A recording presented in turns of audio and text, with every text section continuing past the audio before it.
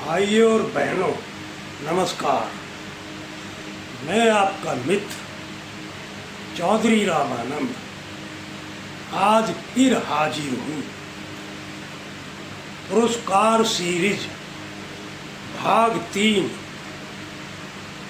का एक सवाल लेकर।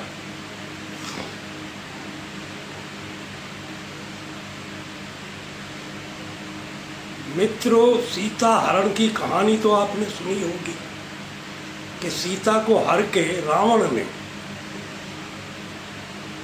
श्राप के कारण महल में नहीं ले गया, अपने अशोक वाटिका में सीता को रखा और सीता के पहरे में बड़ी बड़ी खतरनाक भयंकर राक्षसियों को लगाया था सीता को डराने के लिए।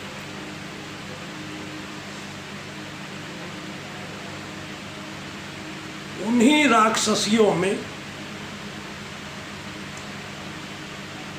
एक विभीषण की पुत्री त्रिजटा भी थी,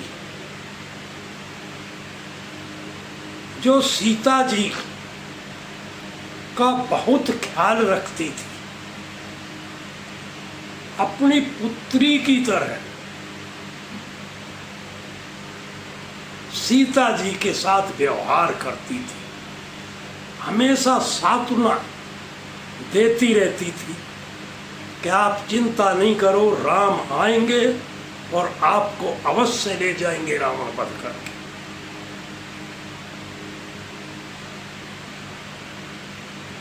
लंका में त्रिजटा का चरित्र बहुत ही अच्छा दिखाया गया है रामायण में। जिस तरह के पिता हरि भगत थे विभीषण, त्रिजटा भी राक्षसी होकर भी हरि भगत ही थी। तो मित्रों, त्रिजटा ने सीता जी का बहुत ख्याल रखा, इसलिए त्रिजटा का नाम बहुत ऊपर आता है लंका में। तो मित्रों, आज का सवाल यह है कि त्रिजटा ने द्वापर युग में किस नाम से जन्म लिया, त्रिजटा को कौन सा जन्म मिला, क्या नाम था त्रिजटा का द्वापर युग में जन्म लेने पर। तो पहला सवाल यही है कि त्रिजटा ने द्वापर युग में जन्म लिया तो उनका क्या नाम था। मित्रों, ये हमारा चौथा सवाल है। 3 सवाल पहले हो चुके हैं। पुरस्कार राशि आपको बता ही चुके हैं। मोबाइल नंबर मैंने दे ही दिया है आपको कि मेरे मोबाइल नंबर पर व्हाट्सएप ही करना आपको आंसर। और 50 सब्सक्राइबर जरूरी है, 50 घंटे भी जरूरी है। तो मित्रों,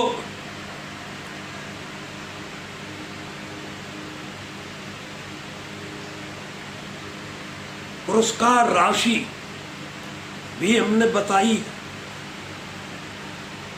3 कैटेगरी है, फर्स्ट, सेकंड और थर्ड।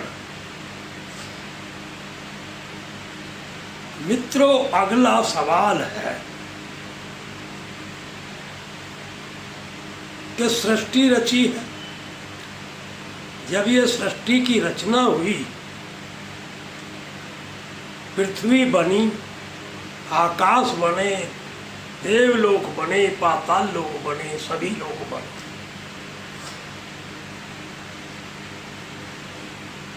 तो पृथ्वी पर सबसे पहले शादी किसकी हुई, विवाह किसका हुआ, ये विवाह की प्रथा कहाँ से शुरू हुई और वो कौन थे जिनका प्रथम विवाह पृथ्वी पर हुआ।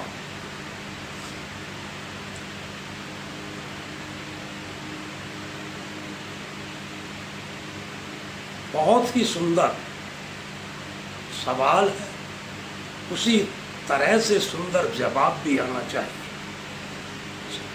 पृथ्वी के प्रथम विवाह का आपने जवाब देना कि पृथ्वी पर प्रथम विवाह किसका हुआ,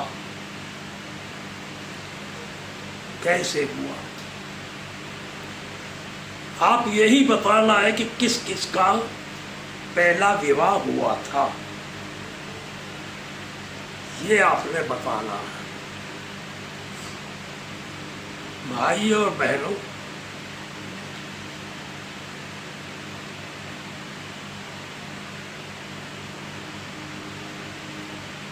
पहले भी हमने कई सवाल पूछे हैं, पिछली सीरीज में भी पूछे थे, लोगों ने जवाब दिए थे, इस सीरीज में भी पूछे। तो मित्रों, रामायण में बहुत से पात्र हैं जिनकी कहानी भी अद्भुत है, जिनकी तप और तपस्या भी बहुत है।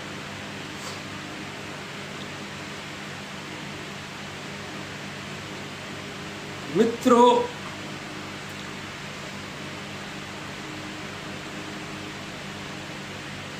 छोटे छोटे से सवाल हैं, बहुत बड़े सवाल नहीं हैं, जिनका आपने जवाब देना है।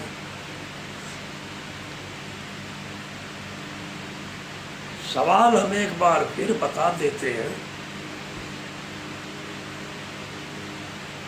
पहला सवाल रामायण से है। रावण सीता का हरण करके लेकर आया, लेकिन श्राप के कारण रावण सीता को अपने महल में नहीं ले गया। मित्रों, ये हम पहले भी बता चुके हैं कि रावण ने कुबेर अपने बड़े भाई कुबेर की पत्नी का बलात्कार किया था, जिससे कुपित होकर कुबेर ने रावण को श्राप दिया था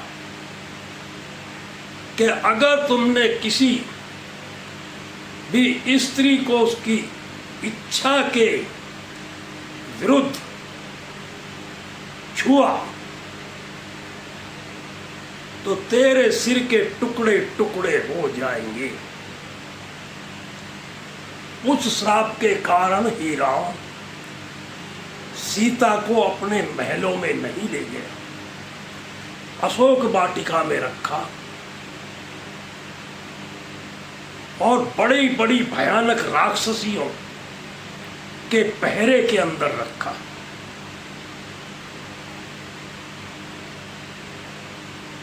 उन्हीं राक्षसियों में त्रिजटा थी, जो विभीषण की पुत्री थी।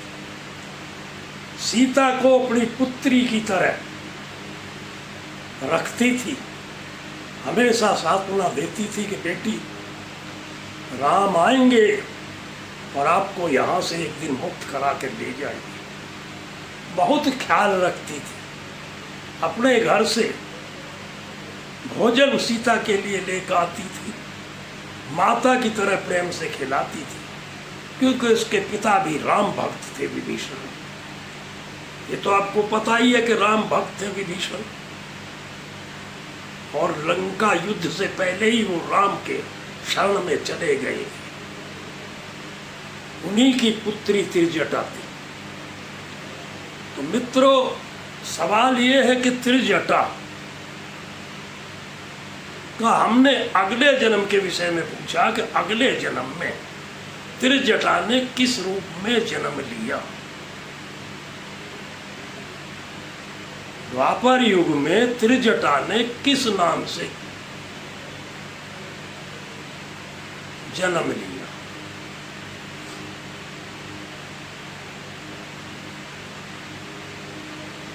ये आपको सवाल का जवाब देना है। और दूसरा सवाल कि पृथ्वी पर सबसे पहले पृथ्वी पर सबसे पहले किसका विवाह हुआ? ये आपको दो छोटे छोटे से दो सवाल हैं, इनका आपने जवाब देना। बहुत बड़े सवाल नहीं है, बहुत छोटे छोटे साधारण।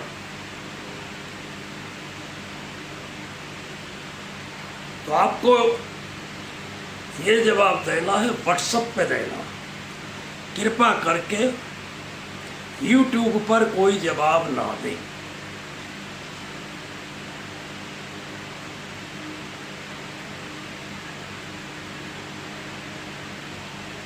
सवाल बड़े अच्छे हैं, संस्कृति से जुड़े हैं, सृष्टि से जुड़े हैं, सनातन से जुड़े हैं। बहुत मुश्किल सवाल नहीं है, बहुत आसान सवाल जिनका आपको जवाब देना है। और एक चीज का हमेशा ध्यान रखना, ये गलती कोई ना करे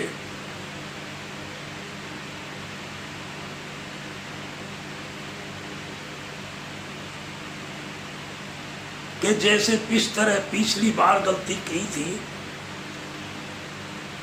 कि एक सब्सक्राइबर सात जगह आपका नाम लिख रहा है।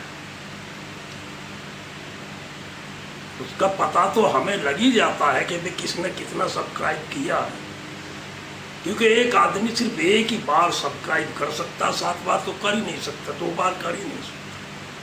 तो नाम लिखने से कोई फायदा नहीं होता, भ्रम फैलाने से, भ्रमित करने से कोई फायदा नहीं होता। थोड़ी हमारी मेहनत बढ़ जाती है छांटने में, ढूंढने में। तो हमें इतना कष्ट ना दे। एक आदमी, एक सब्सक्राइबर एक ही बार नाम लिखे, कमेंट में एक ही बार नाम लिखे। और मित्रों, कितने घंटे देखिए वीडियो, ये तो हमें पता लग ही जाता है, क्योंकि आजकल कुछ छुपा नहीं है। आजकल सब डिजिटल हो गया है, कोई चोरी नहीं कर सकता। इंटरनेट से कोई छुपा नहीं है, कुछ भी नहीं छुपा, सब पता लग जाता। तो इसलिए इस धोखे में भी ना रहें कि आप चकमा दे सकते हैं, गलत कर सकते हैं, नहीं हो सकता। तो आपको 50 सब्सक्राइबर्स और 50 हॉर्सेज देने, 50 घंटे,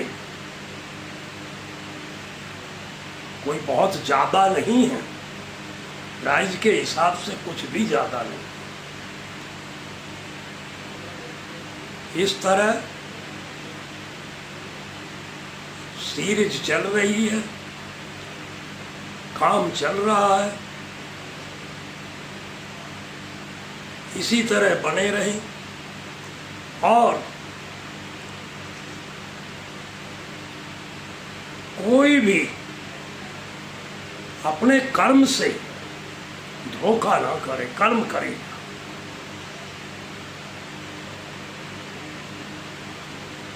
ड्यूटी करने वाला आदमी ये ना करे कि भाई ड्यूटी पे आके हमारी वीडियो देख रहा है, क्योंकि उसमें टाइमिंग आता है।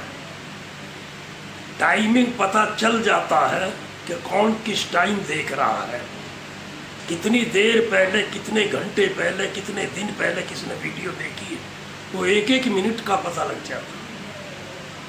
तो जो इस तरह की हेरा फेरी करेगा, काम चोरी करेगा, कोई भी हो, उसको कोई मान्यता नहीं मिलेगी। उसका हर जवाब कैंसिल, हर काम कैंसिल हो जाएगा। ये ध्यान में रहे हमेशा। किसी के साथ भी छल करना पाप है, छल नहीं करना चाहिए। ईश्वर पर भरोसा रख के कर्म करो, कर्म का फल तो ईश्वर ही देता है। इसलिए कर्म में फ्रॉड मत करो, अपने कर्म पर जमे रहो, शुद्धि के मन से, शुद्धि मन से कर्म करो, उसका फल ईश्वर जरूर देगा।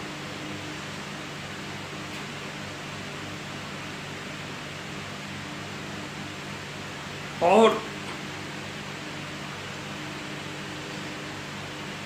इसके आगे भी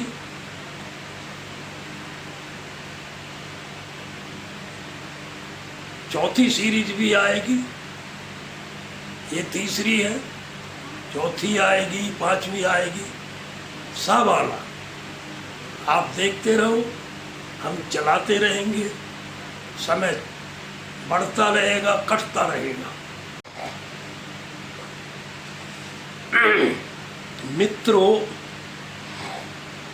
इसी से जुड़ा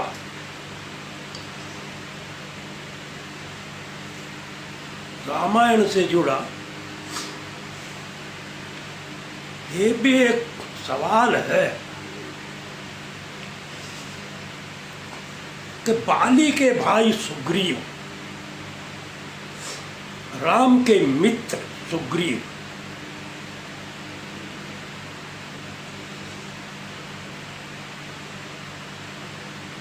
में कितना बल था। रामायण में सुग्रीव के बल की चर्चा है।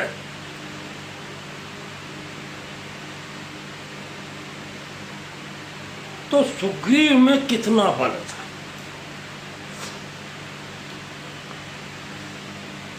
और राम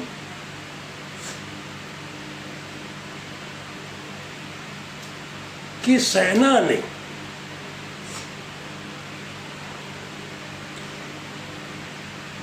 समुद्र का पुल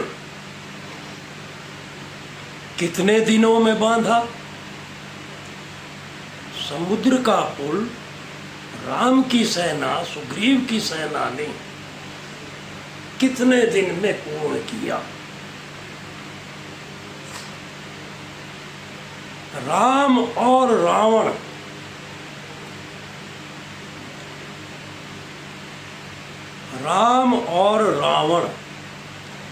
का युद्ध कितने दिन चला। राम लंका में कितने दिन रहे और राम रावण का युद्ध कितने दिन चला।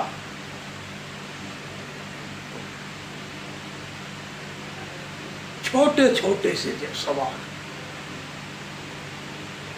कोई मुश्किल नहीं है।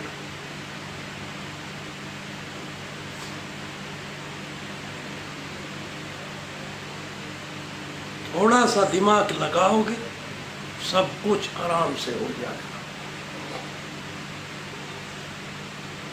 राम और रावण का युद्ध कितने दिन चला, सुग्रीव में कितना बल था, उसकी बल की तुलना किससे की गई, कैसे की गई। और राम लंका में कितने दिन रहे। मित्रों, ये आपको बताना है। और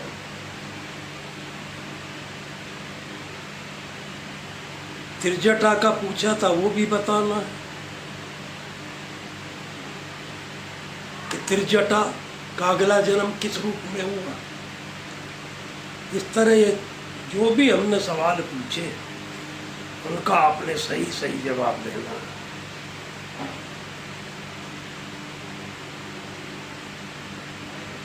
राम रावण युद्ध कितने दिन चला, राम लंका में कितने दिन रहे, सुग्रीव में कितना बल था। छोटे छोटे सवाल, कोई मुश्किल सवाल है ही नहीं। ऐतिहासिक चीज है। इतने दिन रामायण चली थी, घर घर में चली थी। बच्चे बच्चे को रामायण का ज्ञान है, बच्चा बच्चा जानता है रामायण के बारे में। तो आप तो बड़े हैं, आपको तो जरूर पता होगा।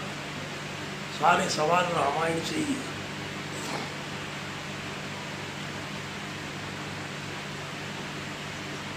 एक तो हमें इन चीज़ों से ज्ञान होता है, इतिहास का ज्ञान भी होता है, पता लगता है। हमको एक दूसरे के धर्म में इंटरेस्ट रहना चाहिए, सीखना चाहिए। सब धर्मों में कुछ ना कुछ बहुत ही महत्वपूर्ण, बड़ी अच्छाई की बात होती है जो ग्रहण करने लायक होती है, सीखना चाहिए। इंसान से नफरत मत करो, इंसान के अवगुणों से नफरत करो। जो इंसान के अंदर अच्छाई या बुराई है उस चीज को परखो। अच्छाई है तो ग्रहण करो, बुराई है तो त्याग दो। रामायण के अंदर बहुत कुछ सीखने के लिए है। बाल कांड से लेकर आखिर तक रामायण में एक से एक सीखने की ही बात बन रही है, सीखने के ही बात है। जितनी भी कुछ भी है सीखने के लिए रामायण में बहुत कुछ है। और ये किसी धर्म से नहीं जुड़ा कि भाई ने भाई के साथ कैसा व्यवहार करना है, ये कोई धर्म नहीं है। इसमें ये किसी धर्म से जुड़ा हुआ सवाल नहीं है। ये धर्म से जुड़ी हुई रामायण नहीं है। इस तरह कि एक भाई के प्रति क्या व्यवहार होना चाहिए, कैसा प्रेम होना चाहिए, माता पिता के प्रति कैसा आदर भाव होना चाहिए, पिता का भाव है तो पिता कैसा होना चाहिए, पति कैसा होना चाहिए, हर चीज इसमें दिखाई है।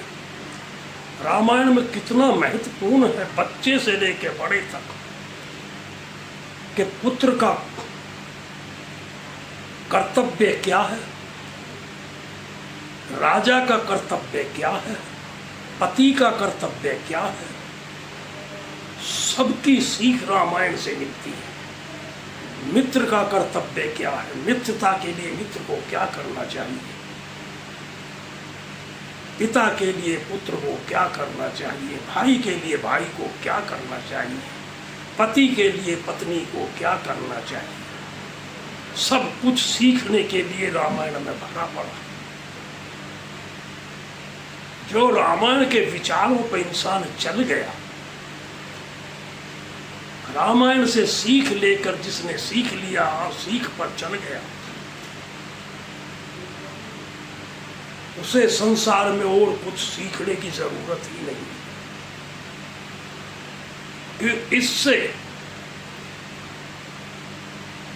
दुनिया में कोई ऐसा ग्रंथ नहीं है जो पारिवारिक शिक्षा इतनी ऊंची देता हो कि एक परिवार को किस तरह से दूसरे परिवार के साथ, अपने भाई के साथ, पिता के साथ, स्त्री के साथ, राजा होने का गुण, पुत्र होने का गुण, पति होने का गुण, राजा होने का गुण, सारे गुण भरे पड़े हैं, सारे उदाहरण भरे पड़े हैं कि राजा को क्या करना है, प्रजा का कितना सम्मान होना चाहिए, प्रजा क्या है, राजा क्या है। राम ही एक ऐसा उदाहरण पेश करके जो प्रजा के एक आदमी के कहने से अपनी पत्नी को त्याग दिया था, वनवास भेज दिया था। जबकि राम अच्छी भली भांति तरह जानते थे, भली भांति जानते थे कि सीता निर्दोष है। मित्र, छोटी छोटी सी बात है, इसमें यह भी आया कि राम ने सीता की अग्नि परीक्षा क्यों ली। क्या राम को शक था सीता के चरित्र पर? इसका भी हमें जवाब दें कि राम ने सीता की अग्नि परीक्षा क्यों ली। ये भी एक सवाल है, इसका भी हमें जवाब चाहिए। छोटे छोटे से सवाल हैं जवाब दीजिए, आपका मनोरंजन भी होगा, ज्ञान भी बढ़ेगा, कुछ सीखने को भी मिलेगा। छोटे छोटे सवाल हो गए, कई सवाल हो गए इसमें, तो आपको सोच समझ के जवाब दे। देखो कितना सुंदर सवाल है कि राम ने सीता की अग्नि परीक्षा क्यों ली? क्या राम को सीता के चरित्र पर शक था? ये आप बहुत सोच विचार कर इसका जवाब हमें दें। मित्रों, ये सब चीज बहुत ही ज्ञान की हैं। इसमें सवाल भी ऐसे पूछे गए कि कुछ ना कुछ आपको सीखने को अवश्य मिलेगा। मेरे सारे ही सवाल ऐसे हैं कि जो आदमी को सीखने को मिलता, आप बहुत कुछ सीख सकते हैं और दूसरों को भी बता सकते हैं। मेरे सवालों में भी ज्ञान का भंडार है। सीखो, सिखाओ, मनन करो, दूसरे को भी बताओ। तो मित्रों, आज का वीडियो अब हम यहीं विराम देते हैं। अगला प्रोग्राम फिर सेट करते हैं, अगला सवालों का फिर लाते हैं हम ढूंढ कर। इतनी देर के लिए विराम दें। धन्यवाद, आपका बहुत बहुत धन्यवाद। और वीडियो को ज़्यादा से ज़्यादा सब्सक्राइब करें, शेयर करें, लोगों का भी ज्ञान बढ़े। अरे ज्ञान बांटने से कम नहीं होता, ज्ञान बढ़ता, जितना बांटोगे उतना बढ़ जाता। इसलिए ज्ञान को बांटो, ज्ञान को जेब में मत रखो। दूसरे को भी सीखने को मिलता, तुम्हें भी कुछ ना कुछ सीखने को मिलता। धन्यवाद।